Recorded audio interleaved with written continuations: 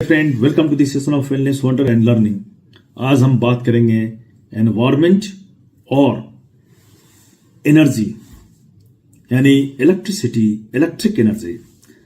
Electric energy आज हमारे लिए बहुत ही जरूरी है। इस इलेक्ट्रिक एनर्जी के बिना आज का आधुनिक जीवन अस्तित्व में ही नहीं रहेगा, इसकी कल्पना ही नहीं की जा सकेगी। लेकिन अभी बिजली का उत्पादन हमारे आधुनिक जीवन को महत्वपूर्ण तो बना रहा है, लेकिन ये हमारे पर्यावरण पर काफी गहरा असर डाल रहा है। इससे पर्यावरण बहुत ज्यादा इफेक्टेड हो रहे हैं और सबसे ज्यादा इफेक्टेड हो रहे हैं ग्रीन हाउस गैसेस के मिशन के चलते। समस्या क्या है? आज बिजली का उत्पादन कोयला, नेचुरल गैस और ऑयल, तेल जैसे फॉसिल फ्यूल से हो रहा है और इन सभी के बर्निंग से, जलने से कार्बन डाइऑक्साइड और अन्य ग्रीन हाउस गैसेस निकल रही हैं, क्योंकि ये बाई प्रोडक्ट है और ये इमिशन होती है ये, और ये एटमॉस्फेयर में चला जा रहा है।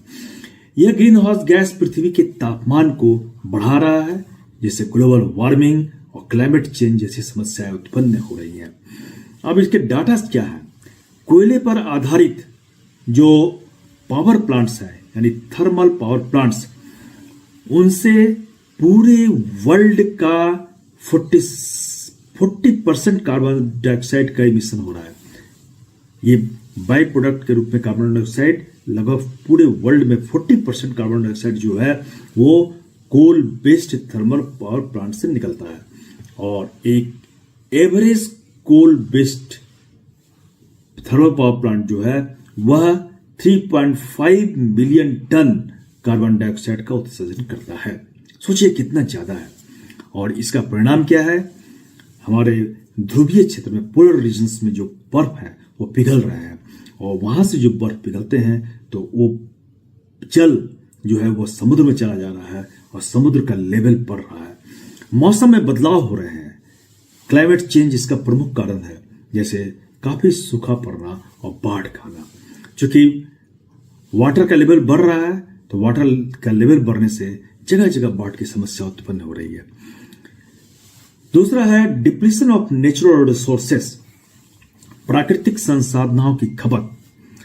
जीवाश्म फ्यूल जो है यानी फॉसिल फ्यूल सीमित है, इनका संसाधन ये जो सीमित है और इनका दोहन, इनका यूज काफी ज्यादा हो रहा है।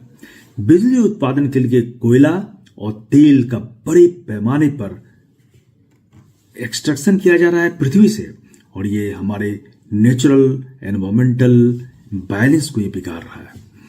एक थर्मल पावर प्लांट जो है 1 घंटे में 36,000 टन कोयले का खपत करता है। एक एवरेज थर्मल पावर प्लांट 1 घंटे में 36,000 टन कोयले का कंजम्पशन करता है।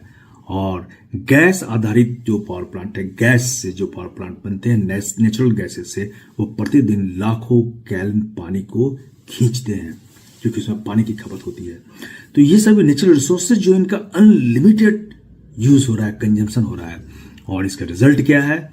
प्राकृतिक संसाधनों की कमी भविष्य में ऊर्जा संकट का बहुत बड़ा कारण बन सकती है और वनों की कटाई और इकोलॉजिकल सिस्टम्स जो है वो डिस्टर्ब हो रहे हैं, उनको भारी नुकसान हो रहा है। तो अब है एनवायरमेंटल पोल्यूशन, इससे उत्पन्न हो रहा है। किस तरह से? पावर प्लांट से निकलने वाले जो गंदे हवा है, वेस्ट एयर है, इमिशंस है, पानी है यानी वेस्ट वाटर और मिट्टी में वो चले जाते हैं और उनको ये प्रदूषित कर रहे हैं।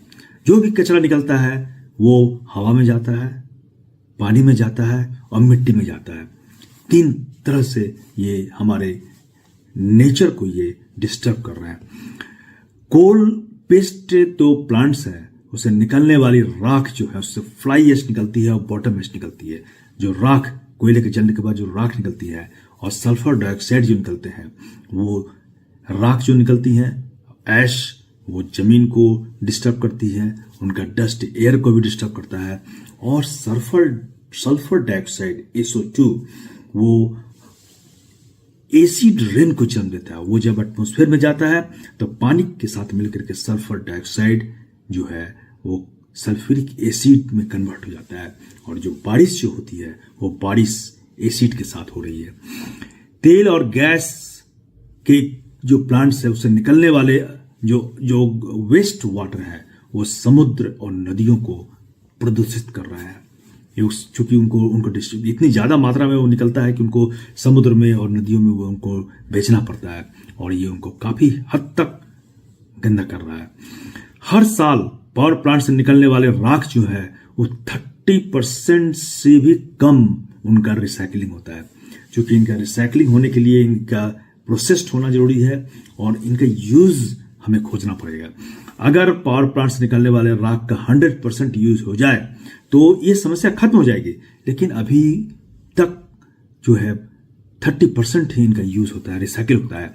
और जो वेस्ट वाटर जो निकल रहे हैं वो 40% तक हमारे एक्वेटिक जो जीव है, एनिमल्स है, उनको खतरे में डाल रहे हैं।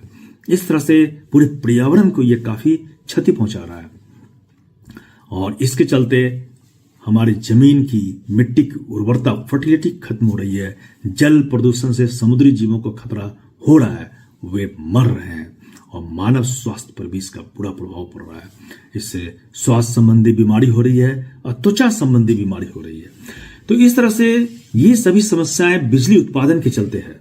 बिजली उत्पादन का अल्टरनेट सोर्स, प्राकृतिक सोर्स हमें ज्यादा से ज्यादा बढ़ाने की आवश्यकता है, ताकि हम coal based thermal power plants, well based thermal plants और natural gas based thermal plants की संख्या को कम करें, और हमारा जो वैकल्पिक व्यवस्था है जैसे सोलर पावर, इलेक्ट्रिसिटी जो उससे जनरेट होता है वो काफी शुद्ध होता है, उसमें किसी भी ईंधन का खपत नहीं हो रहा है, और फिर वाटर से, हाइड्रो इलेक्ट्रिसिटी से, और फिर इस तरह से जो ग्रीन एनर्जी इनको कहेंगे, इनसे हमें एनर्जी तो मिल रहा है लेकिन इनमें किसी भी चीज की खपत नहीं होती है।